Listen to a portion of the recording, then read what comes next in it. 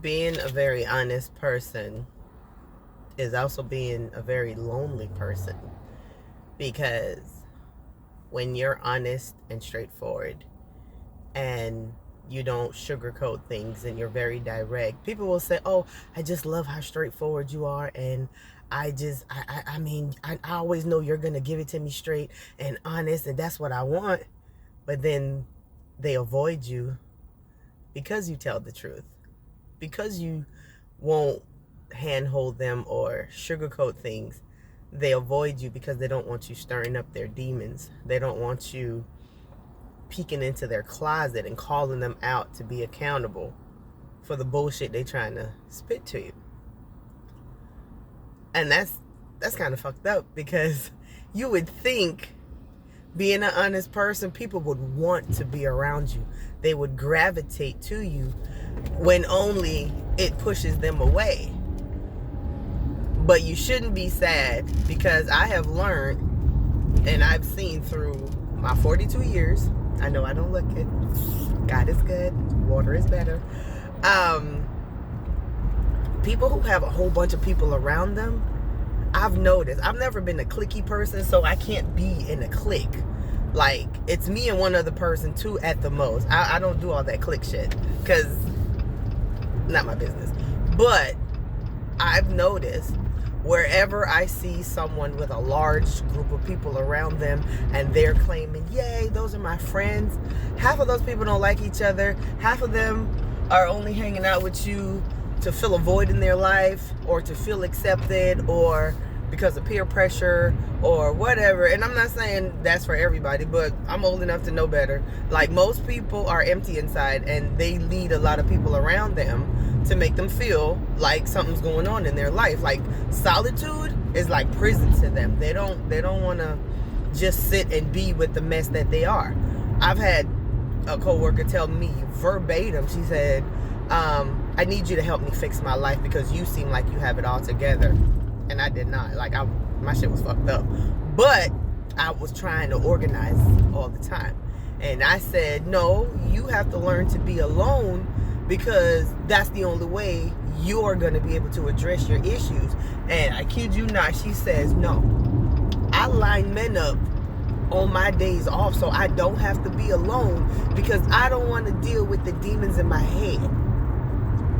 So that's how I know, not only do people lie to you when you're an honest person, or anybody really, but they also make a habit of lying to themselves. They avoid themselves for being honest with themselves. So if you're a direct person, if you're a very honest person, if you are just objective, you're just like, no, this is what it is, there's no gray area, it's black or white, you're gonna be very lonely. Nobody's going to want to be around you, because if they're a crackhead and they took one day off and they're like, oh, I'm doing good, and you're like, no, you're not. You're going to go right back, because that's just the pattern. Oh, you're so negative. People don't want to be told the truth. People in bad situations, in bad jobs, bad relationships, bad health, they will look for something to hope and hold on to make whatever lie they're trying to believe seem palatable. If you have a fucked up friend or a fucked up family member, but for some reason you feel like you have to be obligated to them, you will look for, yeah, they do this, but I love them, they're family. You just as fucked up as them. But if you tell that one family member the truth, or you tell them no, or you set a boundary, or you are just very direct, hey, do you want to go do this? No. Why? Because I don't want to. But you my cousin, I want you to go. I don't fucking want to go. Why you don't want to go? And now that person is calling you all sorts of, you boring, you this, you that. Let me be boring then. Let me be boring by myself. Because guess what? I'm happy in my solitude, baby. I know how to be around me. Matter of fact, I am my best friend. Me, Jesus, myself, and I, all four of us, baby, this is dynamic. We love each other. So when people are, you just always by yourself, because that's where peace is. I'm a very honest person. I know for a fact I don't lie to me. I'll call me out quick and in a hurry. And I know other people don't like me. Not that I give a fuck, but I know a lot of people don't like me because I'm just not gonna play them games with you. I'm not gonna sit here and let you sugarcoat shit to me or pretend to be something you're not in front of me. If I'm holding myself accountable for things, why would I have people around me that I don't hold accountable? People don't want to be around you because you're going to hold them accountable. And that's good. It sucks because it's lonely. Not even lonely, because if you by yourself, you ain't never alone. You got you. But cliques are mostly filled with people who have agendas and itching ears. People have social rosters where they just collect people to fill a void. Like, I ain't got nobody to hang out with. Let me just keep being friends with this toxic person so I have somebody to hang out with. So I feel like I got friends in my life. So I feel like I have a full circle. That's retarded. And it's dysfunctional because you're going to keep attaching yourself to these negative spirits. Motherfucker, I ain't never pressed record.